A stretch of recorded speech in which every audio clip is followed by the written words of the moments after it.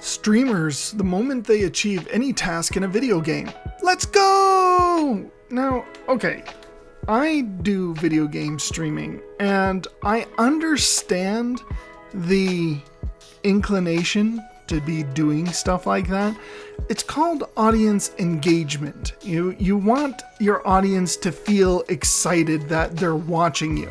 So even the smallest tasks, you want to ham it up. And I was talking about this in one of my other videos when people were like, oh, you sound like a grown man. Why are you crying about the path of pain and stuff like that? Well, no, in reality, I don't cry about stuff like that. I can get frustrated and I can get annoyed at stuff like that, but usually I don't get angry enough to either cry or even throw my controller. But when I'm trying to engage an audience and get them interested in watching me and get them to want to continue to watch me, then yeah, you ham it up. You make yourself more interesting than you typically are, and that's part of the job. You overplay just even the smallest, most menial tasks, like, let's go, I got it, let's do this, and especially in horror games, you really want to play up like your terror and your fear, like, oh my goodness, it's terrifying, how am I gonna do, just stuff like that. It's not that you don't feel those things, because obviously in a horror video game you do feel nervous and stuff like that. You just play it up for the people who are watching, make them want to watch you. That's kind of the whole point. When you make good progress on a game with no autosave and you notice the loading screen taking longer than usual, oh no. Yep, that happens to me all the time. I sit there and I make really great progress, and then suddenly the game crashes or something happens, and either there was no autosave, or the save file that I had gotten corrupted, or I forgot to save for the last I don't know how long. This used to be a far larger problem back before autosave was a thing, and then far less of a problem when autosave kind of became mainstream for pretty much every game. But it is still one of those things that you don't ever want to see it taking longer than normal for the loading screen, because that means your game is probably not going to load. It's busted. Your progress is lost. So, yeah. Most kids, I built my own PC. Boomers, no, you should be going and playing outside instead. My nephew, I built my own gaming PC. Me, that's cool. I wish I knew as much about computers as you do. Yeah, well, I mean, I know more about computers than pretty much most people inside my family, and that's just because I'm a developer and programmer. I also work in IT and IT support, technical support, and stuff like that. And I've been building computers since I was pretty much literally old enough to walk. So that doesn't really apply to people in my situation or even in my family. I have a brother who knows far more about computers than I do, but he is no longer with us, so he unfortunately left that to me. So, but yeah, build my own gaming PCs all the time. And usually it's far better to build your own gaming PC. If you don't know how to build your own gaming PC, you can message me, leave me a comment or something. I'll tell you exactly what you need and how to do it. So, but yeah, it's one of those things. The latest generation, they come out with, they're very intelligent people. Like, they are very intelligent kids in these latest generations. I stand in awe at a lot of their intelligence. And I'm sure if any of them really put their mind to it, then there's no reason they couldn't blow anyone of the current generation out of the water that's currently in IT and stuff like me. After being outside for 3 seconds, slowly sneak back in and turn on the PlayStation 4? Absolutely. Once again, going outside, it is good to do. It actually improves your gameplay. It makes you better at playing whatever selected game you're playing, because your mind has a break. You have a tendency to actually absorb the information that you've been shoving in your brain for however long. So it gives your mind that mental break. It reconnects you. It re-energizes you. gives you all that you need in order to succeed at a video game. In fact, if you can, take your game consoles outside, play the Nintendo Switch outside, do something like outside, and you'll find that you're actually far better at gaming in that particular situation than you would be otherwise, or that you have been doing. So absolutely 100%, yeah, this happens to me. PC gamers waiting for PC 2. Yeah, there's not going to be PC 2. PC is just a personal computer, so there's no personal computer 2. I get the joke, yes, I obviously, it's a meme, it's supposed to be a joke, and yes, you're always waiting for the next best thing for PCs, but the whole point is that PCs are kind of just standalone things. You can make them into literally whatever you want them to be, and they're still a PC. So PC 2 doesn't make sense in the fact that PC is just basically scalable to whatever you want it to be anyways. So I imagine that if they were to make kind of like the equivalent leap from a computer, it would have to be in some sort of simulation room. Instead of having a computer, you have a simulation room in which you can control the simulation or whatever you want just from there. So that's my guess as to where the future of PC is going. But who knows? We'll have to see. Okay, here's $1,200, government me. Now this stimulus is to help you get through the... No! Spends it all on gaming stuff. Yeah, no. This... 100% what I did with my stimulus. Not really. I didn't really do that with my stimulus, but the problem is that it's not very much of a stimulus when you have to pay it back, and that's kind of what happened to me. That year I had put solar panels on my house, and so I was due for that solar credit, and I got absolutely none of that solar credit because they took back everything that they had given from the stimulus, from the COVID relief fund, whatever that was. And so it's like they didn't give you anything. They loaned you money and then they wanted it back. And they told us that it was all paid for. It wasn't all paid for. Just don't listen to the government. The government lies to you all the time.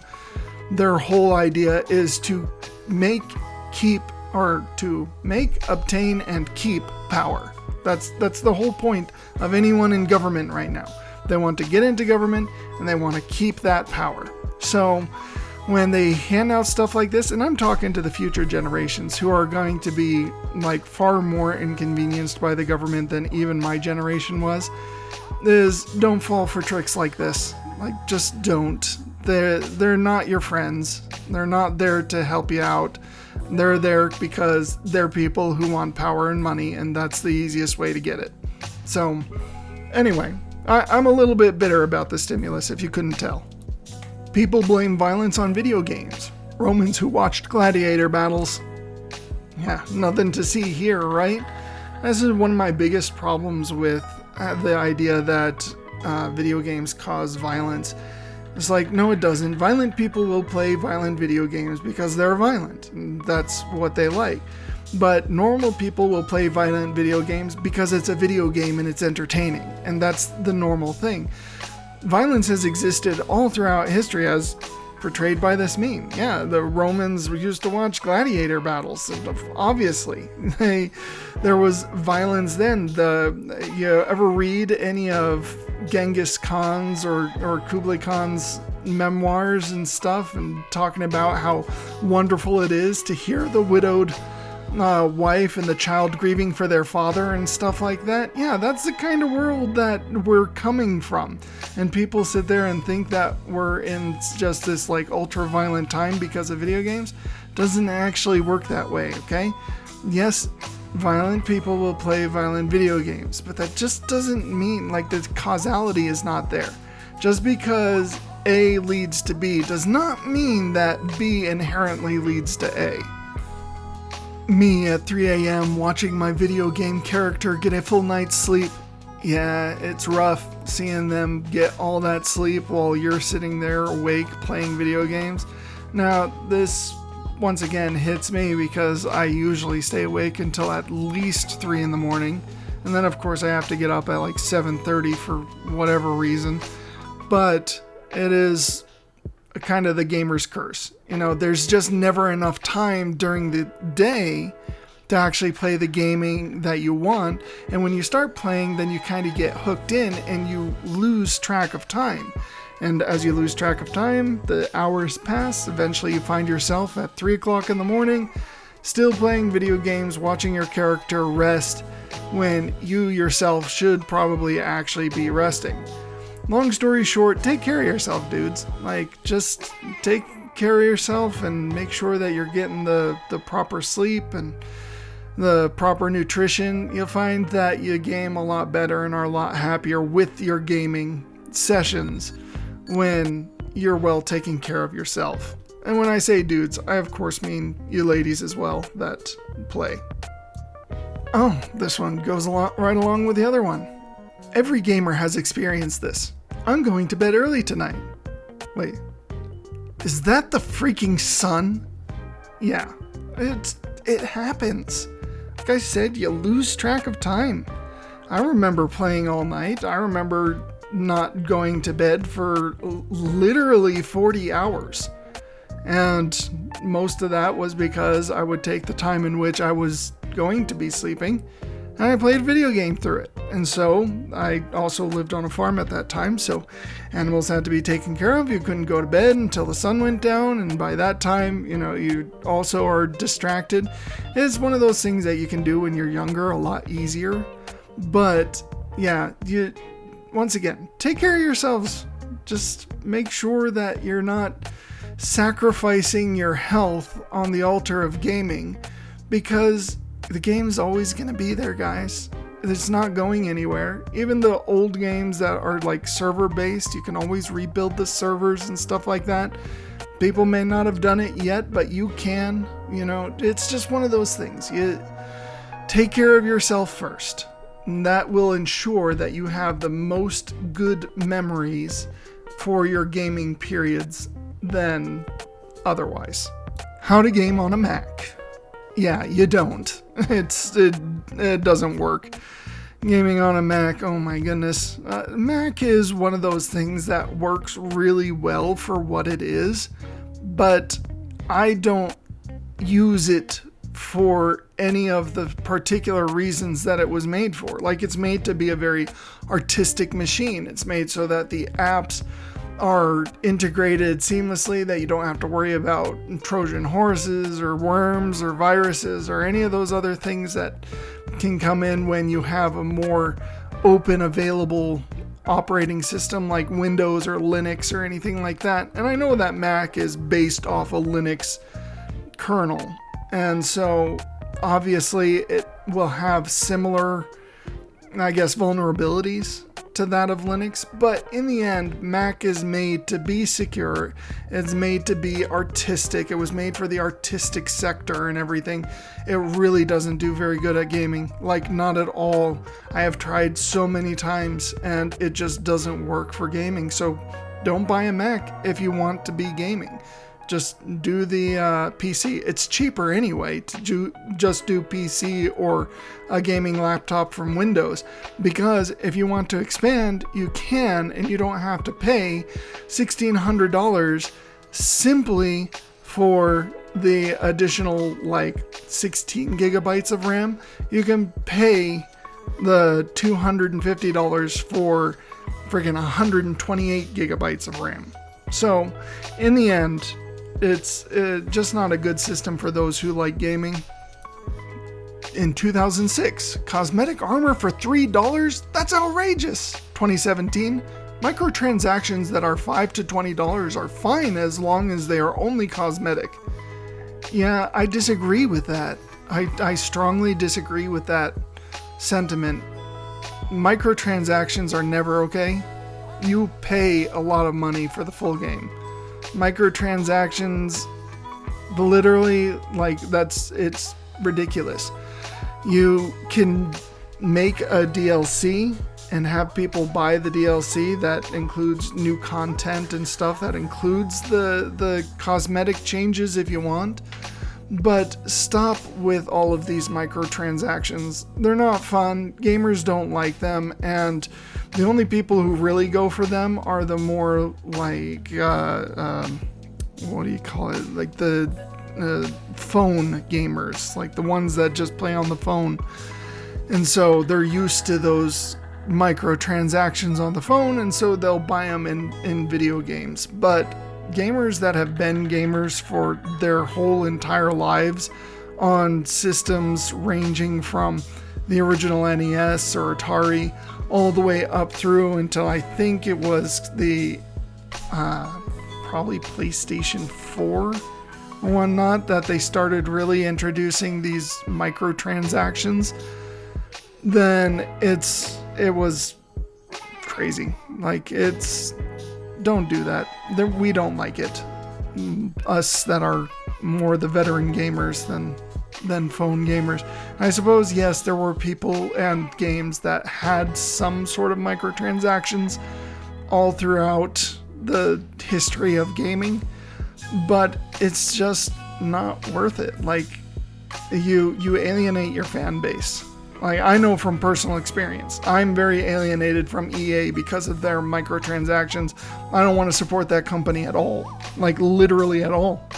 So I don't buy their games. I don't buy any of their other stuff. Any games that I have are ones that I already had, or ones that don't include microtransactions at all. The harder you mash the button, the stronger the attack. Yes, it's Gaming 101. Obviously. Every time you hit the button, the harder you hit the button, the stronger your attack. And I blame games like Smash Brothers, and I blame games like, what are those shooting ones where the harder you pull the trigger, then the more, like, the faster you fire. I can't remember what games they were, but they kind of trained us in that method that, oh, if I push the button harder, then I get a better result. A lot of it comes from anger as well. Like, you get angry because your attack isn't working, so you push it harder, just in some sort of primal, I guess, logic that somehow it's going to make a better connection and therefore you're going to be able to attack better. But it doesn't ever work that way, and it never will. So if it's not a button that has a pressure sensitive trigger, then no matter how hard you push it is not going to make any difference on what you're doing. So just relax, treat your controllers with respect, and they will treat you very well. Link shoots down a bird to cook. Everyone in Rito Village. Yeah, that would be hilarious. Oh my goodness. I spent literally like 5 minutes laughing at this meme when I found it online. It is one of those, the new way that they've handled the Legend of Zelda with Breath of the Wild and Tears of the Kingdom. I'm not a big fan of it simply because I don't like it in the Zelda universe, but I think they're great games, and they'd be great games even with original characters, and I'd probably like them even better if they were with original characters and kept kind of the Zeldavania to Zeldavania. I'm just kind of old-fashioned like that, I guess. But yeah, you imagine Link going into a village and taking a look. He's like, oh, there's a big one.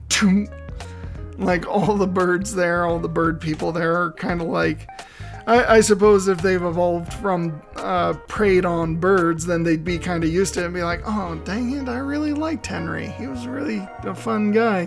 That's too bad. Well, hopefully he tastes good.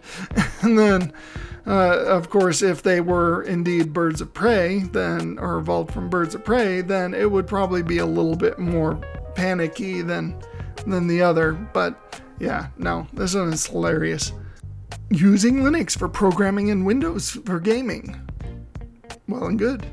Using Linux for gaming and Windows for programming. Death. It's not entirely true though, because Linux is a fairly decent engine for gaming. Like I said, Mac is built off of Linux, but Mac has a lot of alterations to the Linux kernel, and so it's just not as open for really good games. It's good for programming games. Like, there are a lot of games that are programmed in Swift and all that, so it is one of those things. But being a programmer and being a gamer myself, then I would say that both of these, they have their pros and cons. So you use the Linux for programming. I program in Linux Bash all the time. I also program in Python, which is a lot more straightforward in Linux. But Windows, you do have the Microsoft Code, which is kind of like the staple for programming. So I don't know. I don't think that having Windows for programming is a bad thing, or having Linux for gaming is a bad thing. So not really sure. Don't entirely agree with this meme, but I get where they're coming from though. When you're playing the sequel to a game and they mention the things you did in the previous game.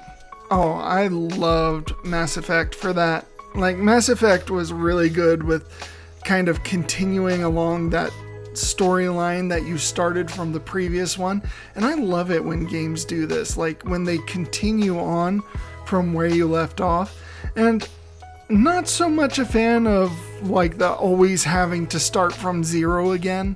Not really the biggest fan of that, especially with games that are like continued in some sort of anthology. I get the idea why, because obviously if you come in with the most powerful weapon from the last game at the max level and all that stuff, then you're going to be really hard to challenge in the new game. So I get the idea behind why you want to start them from zero again. I still don't like it. Like, I don't get why you have to start from zero when you've worked already hard enough to get to where you are. It would be very interesting for a game to work in a way that you could keep the stuff that you had from the last game and they were still pertinent, but that the new game had new stuff that you also needed to get and to master in order to really get through the game and improve. So that would be a really interesting way of doing it. I haven't seen it yet. Mass Effect is kind of the closest I've seen to anything like that, and I really haven't seen anything else even come close. So, but it's cool. I like it. When you're stuck on a boss fight and the boss keeps repeating his line every time you die. Yeah, I know, I got it, thanks. Yeah, this is one of the more annoying things about boss fights in a lot of video games, is the run back and the repetition of having to get there every single time and go through the same thing every single time. Dark Souls 2 was terrible for that. Their boss runbacks were terrible. They had a few bosses where there were bonfires like right next to them, and so the run back wasn't too bad, but a lot of their bosses you had to run back from completely across the level. Go through those enemies that just didn't want you to advance. They stopped you from even going forward even a little bit. And then you try and run past them and they jump or do something, pull something out of their rear end that you haven't seen before to keep you from getting past them. So you had to fight them literally every time. Luckily, after about 15 times of fighting them, then they'd stop spawning in Dark Souls 2. But it is a problem, the boss run back and the repetition every time that you have to start the boss fight. Is one of the things actually that I noticed more about Hollow Knight, was like having to just keep repeating that same, like going through the same area, going through the same introduction and all that just to get back to the boss fight. Sometimes you just are like, you know what, just start me back at the beginning of the fight. You don't need to send me all the way back every single time. But, I mean, a lot of good games do it. Console gamers. Console is king. PC players. No, PC reigns supreme. Me who plays on a Nokia. What? Yeah, once again, we come up to this idea of phone gamers. The thing is that they are games. They are games. And so therefore, if you play them, you are a gamer. You're a phone gamer, probably not even a very good gamer in general, but you are a gamer. And people need to stop with this, like, you're not a real gamer. Yes, you are. You're playing games. You're a gamer. The problem is that it takes no talent. You know, it takes no skill. A lot of times, the games that you're playing on phones are either luck or pay-based. And so you pay for the best characters or the best items or best skins or whatnot in the mobile game, and then you're unstoppable. I mean, I saw this with Marvel Future Fight. It's a great game, took absolutely no skill to beat, absolutely no talent at all, was completely brain dead most of the time I was playing it. And the only reason why I managed to get into like the top 3 of the tournaments is because I paid early on for the Jean Grey. And so like I had gotten the game for free, so paying like $20 or whatnot for their package was worth it to me at the time, because I just viewed it as kind of like buying a regular game. But in the end, that's all that phone gamers, that's all that it is. That's all that phone games are. So, but they're still fun, and they still fill a niche. People like them. Those people are gamers. Sorry, hate to break it to you. Nintendo, Sony, Microsoft, Sega in the 90s, Sega today, and Atari. Completely dead. Atari's not entirely dead. I think that Atari is still around, but they're not making consoles or anything like that. I think they are more focused on arcade style consoles than anything else. So, at least from the last I heard, I don't really know what they're doing today, and Sega has kind of dropped off the face of the earth. But besides some of the Sonic things, which are still there, and people know they come from Sega, but are mostly played on Nintendo consoles now. Microsoft, of course, PC Master Race, Sony just thinking it's the best out of everything, which I kind of have to agree with. And then Nintendo is, of course, the family-friendly butterflies and rainbows type of game system. I get it. Like, I get the meme. Don't entirely agree with all of it. There are things with each of them that could be kind of mixed in, but it's accurate. Show me a real gamer. I said a real gamer. The esports. Perfection. Built my dad a PC, Core i9-990K, RTX 2080 Ti, and the first game he downloads is Doom 1993. That is the true OG gamer there. The Doom was really great, and the engine, the Quake engine that it was built on, like, it made a lot of really interesting games. And I remember playing Chex Quest, which was quite literally just a reskin of Doom. Like, it was just Doom, but reskinned with other things. But yeah, that was kind of the game that I remember playing when I was a kid the most, besides Descent. Like, I remember Descent, and I remember Descent 2 with like having the guy talking to you on the screen and then his head falls off because the robot came in behind him and cut off his head. That game was interesting. Like, that game was a lot of fun. I'm gonna have to look that one up and maybe stream that one. But yeah, no, original OG gamers, the ones that download Doom. Join me Monday through Saturdays for gaming uploads and shorts.